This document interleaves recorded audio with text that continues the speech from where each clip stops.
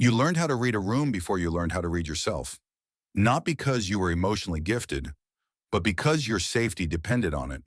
You could sense tension before it was spoken, disappointment before it was admitted. You learned when to stay quiet, when to agree, when to disappear just enough to keep things calm. You became easy, helpful, low maintenance, and people liked you for that. But here is the paradox you live with now. The skill that once protected you is the same one slowly erasing you. People-pleasing saved you as a child, and now it sabotages your adult life. Because somewhere early on, your nervous system learned a rule you never consciously chose. If I am pleasant enough, I won't be abandoned. From a psychological perspective, people-pleasing is not a personality trait. It is a trauma-adaptive response, often rooted in emotional neglect, inconsistent caregiving, or parentification. A dynamic where the child learns that emotional harmony depends on their regulation of others. When caregivers are unpredictable, overwhelmed, critical, or emotionally unavailable, the child's brain adapts through hypervigilance. Hypervigilance is the nervous system's decision to stay awake, constantly scanning for danger, rejection, or emotional shifts. The child learns, my safety depends on anticipating others. Neurologically, this wires the amygdala, the brain's threat detector, into overdrive, while the default mode network, responsible for self-reflection and identity, becomes underdeveloped or suppressed. The result? An adult who knows everyone else's emotions, but struggles to locate their own. Attachment theory often classifies this pattern as anxious avoidant attachment, anxious about abandonment, avoidant of expressing real needs. You crave closeness, but fear the cost of honesty, so you trade truth for proximity. You trade boundaries for connection. You trade authenticity for approval. And the tragedy is this. Your brain learned that love must be earned, not received. Carl Jung once said, the greatest burden a child must bear is the unlived life of its parents. For the people pleaser, that burden becomes internalized as responsibility. You feel responsible for moods, for harmony, for not rocking the boat. But the cost is immense. You sacrifice authenticity for belonging, and belonging becomes hollow. You are present, but not real. Accepted, but not known.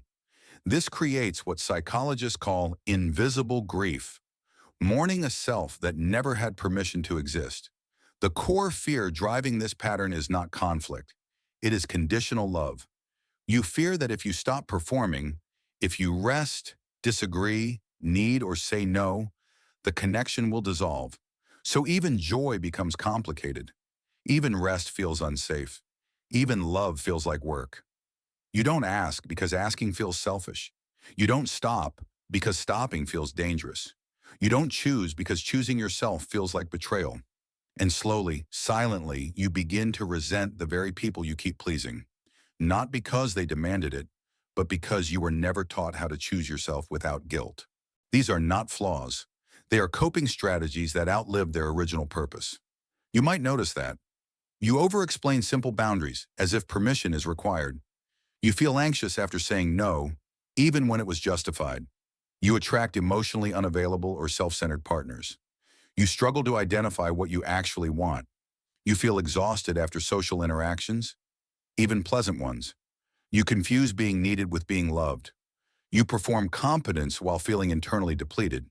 You minimize your pain and rationalize others' harm. They become adults who are admired, but unseen. Reliable, but unsupported. Strong, but secretly breaking. The first step of unlearning is witnessing, not fixing. Witnessing the pattern without shaming it.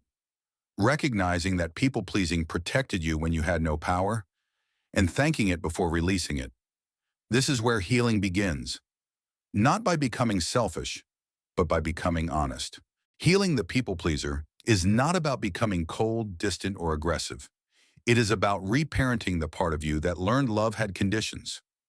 Inner child reparenting means practicing saying no without justification, allowing discomfort without self-abandonment, choosing softness over performance, letting guilt pass without obeying it. Shadow work reveals the truth beneath the mask.